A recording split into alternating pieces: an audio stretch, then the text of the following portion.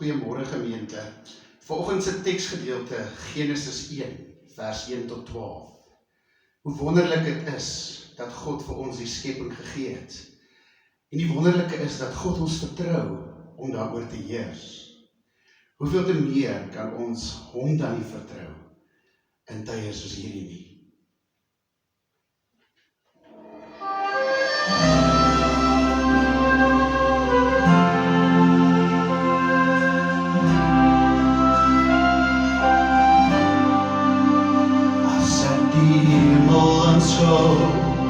Die werke van die vingers, maar net sterre aanskou, dan voel ek so gering hier.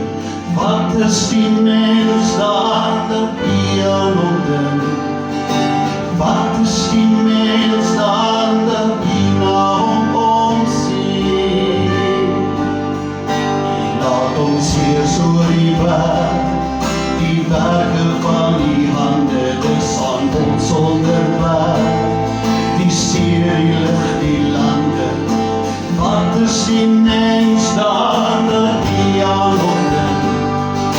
Wat is die mens daar dat die na hom omsien? O Heer ons Heer, hoe wonderbaar U was, o Heer ons Heer.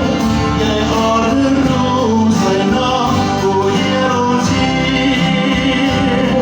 Hoe wonderbaar U naam, o Heer ons Heer.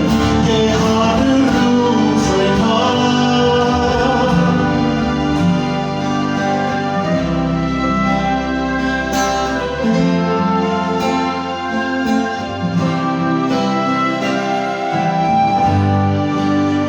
As ek die hemel aanskou, die werke van die hande, maar niet sterre aanskou, dan voel ek so gering hier.